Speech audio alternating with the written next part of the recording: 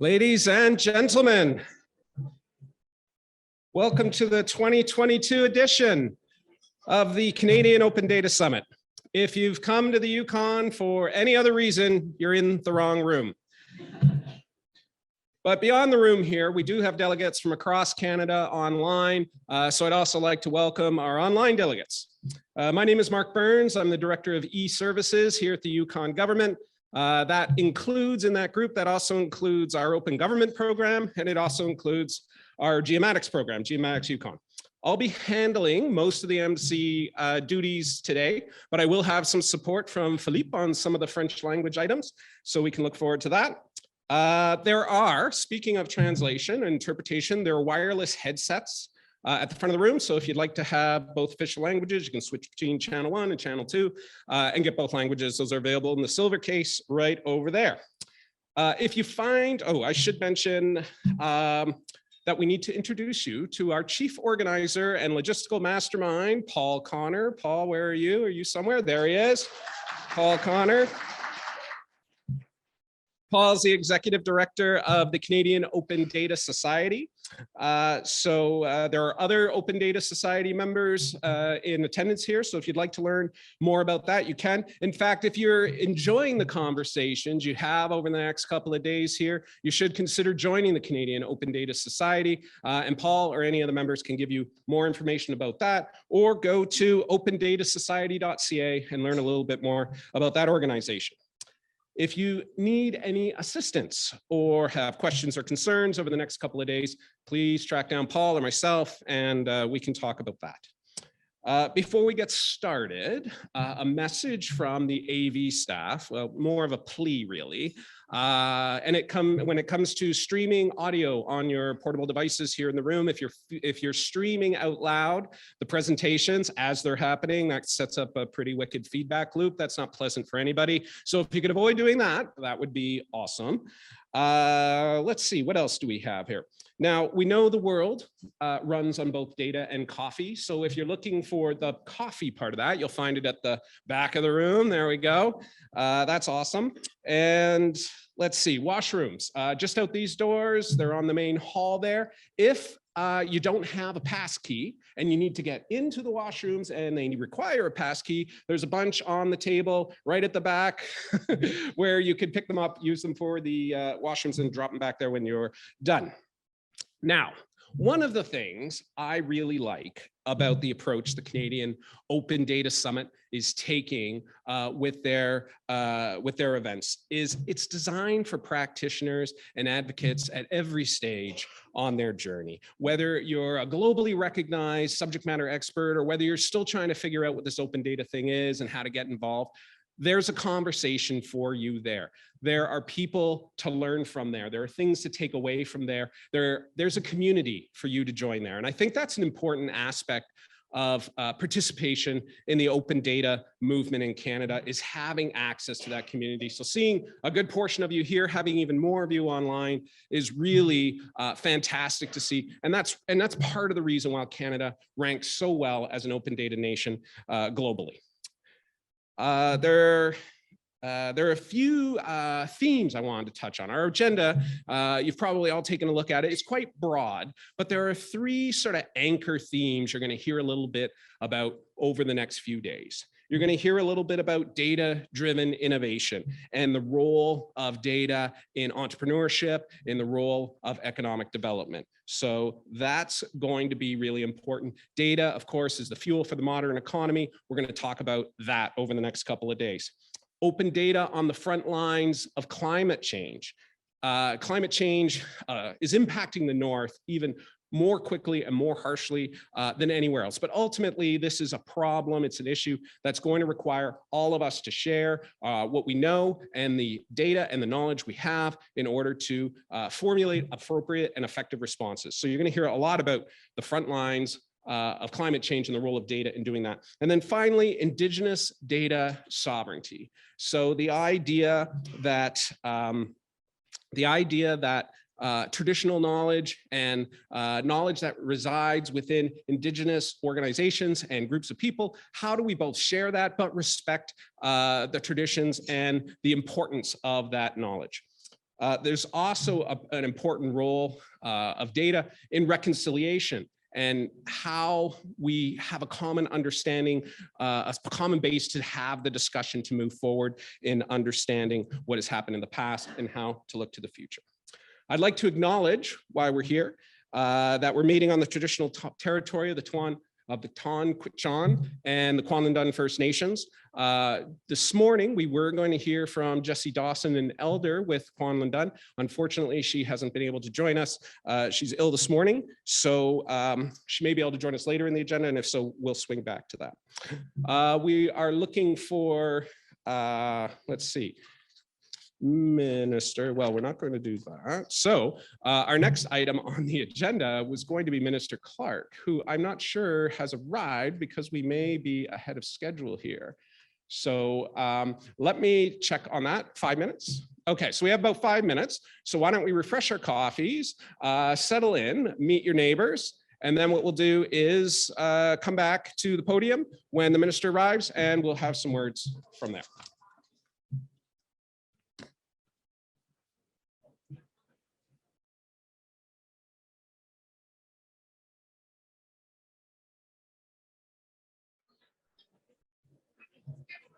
All right, welcome back.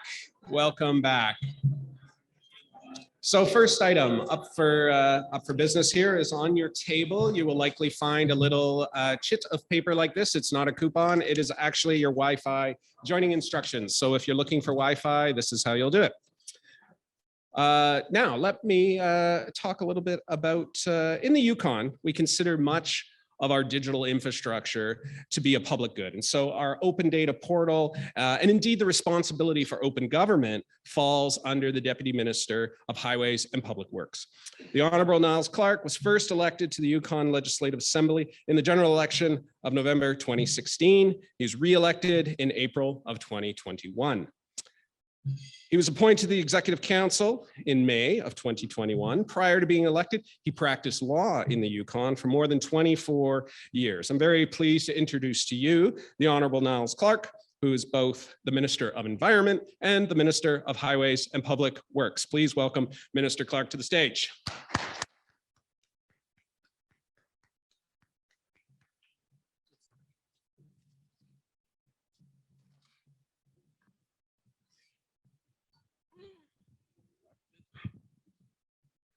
Is that good? Goodish? Yeah. Hello. Well, welcome to Whitehorse. For those of you who haven't been to Whitehorse previously, I could say that you never get this weather. It's never minus 25 in early November in the Yukon, in Whitehorse, but that might not be entirely true. What I would say, it's completely variable. Like you'll get this, and I think then the weekend will be -4 again, and you could go back above freezing. Eventually, it does, lock in, and you have winter here. But this is a little chilly. It's a little chilly. And I would just say welcome. If some of you have an opportunity to spend a day or two afterwards, that's wonderful. I know the Yukon, both in the winter and in all seasons, there are great opportunities. So welcome, and welcome to those who are online. I understand, talking to Mark, there may be about 100 people that are participating remotely. So there you go. So now you get to listen to me for a while. Good morning, everyone, and thank you for being here today. As we begin today, I would like to acknowledge the Kwanlundun First Nation and the Tonquichan Council, on whose traditional territories this summit is taking place. I recognize that the Kwanlundun and Tonquichan peoples are the traditional stewards of this land, and I pay my respects to them. They are the keepers of traditional knowledge, and I ask you to keep this in mind over the next 2 days.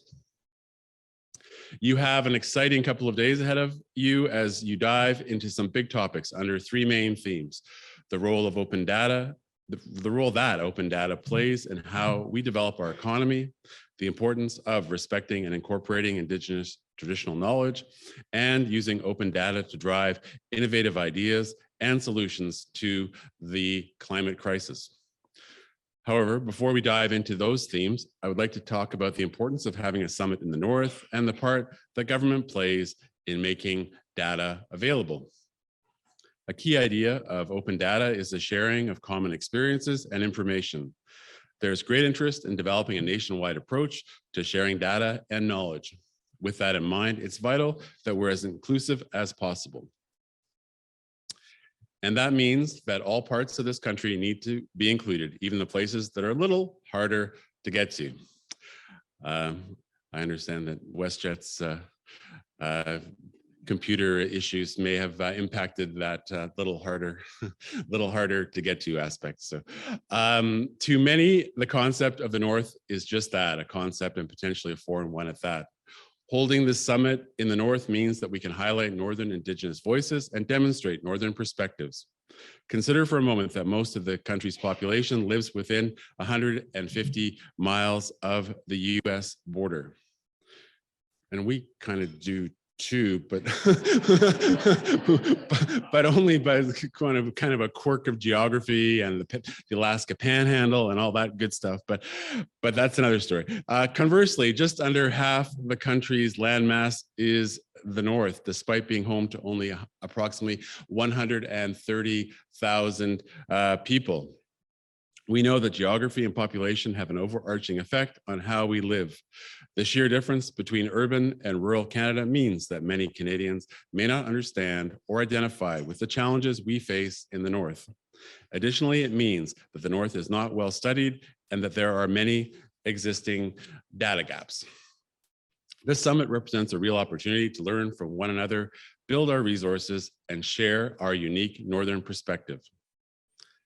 As one of the 3 territorial governments in the North, we recognize the role we play in making data available to the public. Here in the Yukon, we pride ourselves on our transparency and our default to disclose information. In April 2021, our new Access to Information and Protection of Privacy Act came into force. This progressive legislation promotes the proactive disclosure of data. In fact, that same year, we launched our Open Information Portal, joining our Open Data Portal, which we launched in 2019. Through this ongoing commitment to transparency, we've publicized government manuals, organizational charts, policies, directives, and more. This commitment to transparency also means holding ourselves accountable. When we make commitments, it is important that we also report on those and share our progress. There are many examples of this in action, such as the iLaws site ensures people can access government legislation easily. Yukon allows users to search, display, print, and download the government's most current and comprehensive map data. The Access to Information Registry makes available all completed access requests. It houses the responses to completed program information requests, which are routinely posted online and include relevant records. While we have made a lot of progress on making data available, we are also striving for continuous improvement. As we explore the themes of this conference, we can look forward to hearing about new ways in which we can use open data to build our economy, work with First Nations governments, and fight the climate crisis. Open data is an essential tool for businesses looking to get information on things like our economy, environment, or population. While my colleague, Minister Pillay, will be talking more about this tomorrow, I would like to share a little bit about our open data portal and how businesses can utilize it. First, we designed our open data portal to be accessible to everyone. It's compatible with screen readers, available in both French and English, and accessible to people living in rural Yukon communities. Through that resource, we've been able to place more government information in public hands. The wide variety of data sets we release are made up of information already collected and shared by the government. They are available to anyone, anywhere. They can be used to foster innovation, spark new business ideas, and to develop new products. They will provide interested parties with scientific, statistical, and other kinds of information while reducing the red tape for accessing it. For example, a business that is just starting out may want to know more about the population in the Yukon.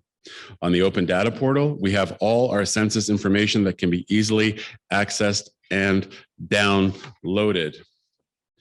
And I guess a fast fact or a fun fact is that between 2016 and 2021, the Yukon has the fastest per capita growth rate in the country. So there you go. I think we're somewhere between 44 and 45,000 souls here, and the geographic area is just a little bit smaller than France. So there you go. It's still a lot of room. While this is just one small example, there are many data sets available. If you are interested, please take a moment to search the registry and find what may be useful for you. We are also exploring what other information we can make available, and we will continue to add to this collection of freely available data sets in the months and years to come. I also now want to touch on the theme of Indigenous data sovereignty. Here in the Yukon, First Nations have been learning from this land since time immemorial. It is crucial that Indigenous knowledge is mobilized into decision-making and that the ownership of that knowledge remains with Indigenous people. Our government believes in the value of genuine dialogue. We believe that respectful relationships are crucial for moving forward together as a society and have worked hard to build relationships with First Nations counterparts. Indigenous voices are important and deserve to be heard. They can add new perspectives and contribute in ways that may have been overlooked. To this point, data doesn't have to come from spreadsheets. It can be derived from storytelling and traditional knowledge. Indigenous views and ways of knowing can and should be built into the work that we do on a fundamental level. But it is important that it is done in a respectful and meaningful way that recognizes the complexities around First Nations traditional knowledge sharing. Our government is committed to developing an approach to respecting and reflecting Indigenous data and knowledge in our actions and decisions. The ongoing work on this front includes efforts to build policy and practices that respect and support Indigenous data sovereignty. We also work to develop spaces for different knowledge systems to interact with mutual respect, kindness, and generosity. This is known as creating ethical space. Part of this also includes ensuring that Indigenous data sovereignty is recognized as essential to reconciliation and the well-being of Indigenous communities. It means that we incorporate two-eyed seeing as a basic value of our work. This was described by Mi'kmaq elder Albert Marshall of the Eskasoni First Nation as, he said, seeing from one eye with the strengths of Indigenous knowledges and ways of knowing, and from the other eyes with the strengths of Western knowledge and ways of knowing. We use both eyes together to benefit everyone. Our government values reconciliation, and we are working with First Nations partners to honor our commitments. This means recognizing Indigenous rights and honoring the spirit and intent of the final and self-government agreements. Reconciliation is a process that involves thoughtful acknowledgement of the past and intentional action to move forward together. Recognizing Indigenous data sovereignty is one of the ways that we can all work to advance reconciliation. Now on the theme of climate change, and you will all know that the COP27 meeting is occurring in Egypt as you and we speak. And there is some Yukon representation there. So certainly a timely conversation, and putting on my Minister of Environment hat, certainly we're acutely aware that bold action is required on a global basis, which is probably somewhere in my notes here, but yes. So that conference is occurring. There were some fairly dire warnings from the Secretary General of the United Nations, and of course, all of you are familiar with the international climate change reports that are from all over the world. Open data has many uses, and it can come from multiple areas. And while it can fuel the economy and help businesses thrive, it also allows us to share information to address collective issues. When we look at something like climate change, the whole world is looking for answers. As we all know, there are many jurisdictions that are researching and collecting data on ways climate change is impacting our world and how we can adapt. New findings, trends, and solutions are all based on how we collect data and understand data. Open data presents a real opportunity to share information and learn more from others. As many of you likely know, climate change is particularly significant in the North. Yukoners are experiencing its effects and impacts at twice the rate of a great deal of the rest of the world. An average statistic that was calculated in the Yukon using open climate data from Environment Canada. So generally speaking, Northern Canada is getting slightly warmer, slightly more precipitation, and in some cases, significantly more precipitation in the winter. So some of our research or our measuring stations had last year, I think 400% above normal snow load in some regions in the Yukon. So that may very well be an outlier, but we've had a few winters where we've had significantly more snow accumulation than has been the historical norm. As you can imagine, this brings the climate crisis to the forefront of the issues we are facing, and it means that we need to find solutions together. By sharing data on impacts and solutions, we are better prepared to rise to the existential threat of climate change. One of the areas we are focusing on is being more transparent about our greenhouse gas emissions. It's been shown that reporting on greenhouse gas emissions helps us to advance climate action. Using our government climate change action plan, Our Clean Future, we regularly report on our climate change goals and progress. We are finding creative ways to share this data with the public. For example, we are working on a public dashboard to display our government climate goals, actions, and indicators. This includes information on greenhouse gas emission reductions. Yukoners deserve to know if we are making progress on our climate goals, and we are committed to sharing this information with them. Everyone needs to be involved in climate change action, and I hope this openness will help rally and motivate our communities to get involved. Sharing information with our citizens is extremely important, but we can also share with other jurisdictions to make improvements to our processes. For example, data sharing can inform our decisions on how best to improve energy efficiency in our buildings. Starting now, the Yukon government will be publishing our energy use and greenhouse gas emissions data through Energy Star. The Energy Star program can generate data exports in a format that anyone can download and analyze on their computer.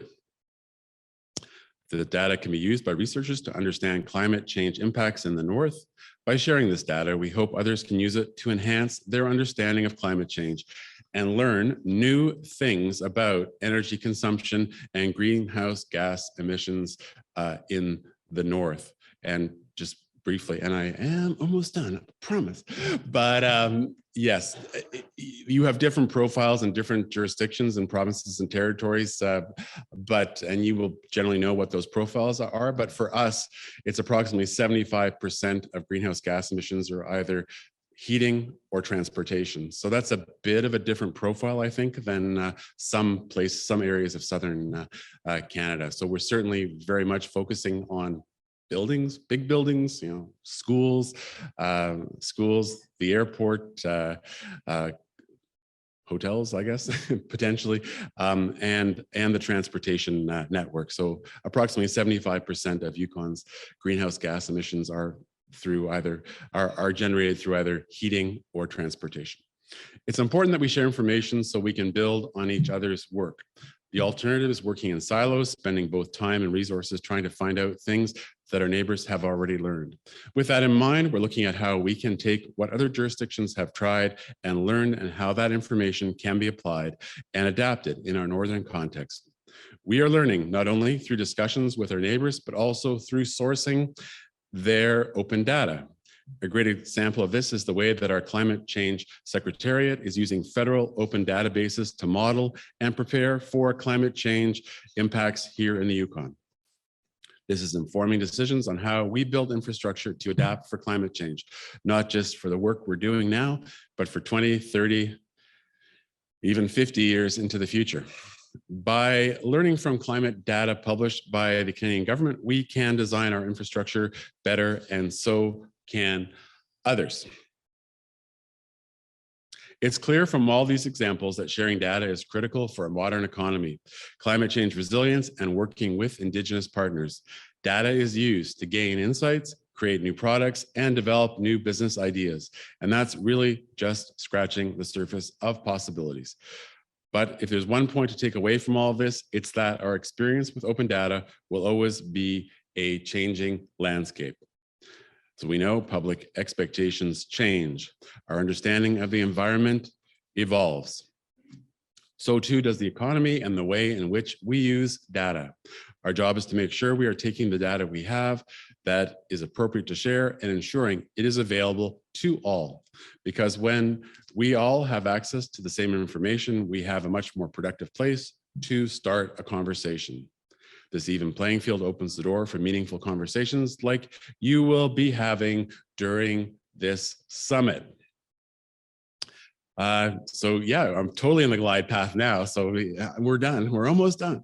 In closing, I would like to thank everyone for attending this year's Canada Open Data Summit. I know each of you is looking forward to hearing from our speakers and seeing the collaboration, innovation, and fresh ideas that are produced as a result of this summit.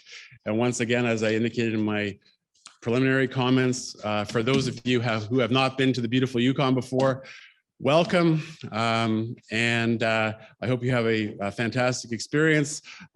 Come back again. Like I said, it's beautiful. There are fun things to do and amazing things to do in all seasons. Of course, the summer might be the preferred time to dip your toe for a longer stay. But thank you so much, and best wishes with the presentations and in your valuable conversations and deliberations. Thank you, Mark. Thanks.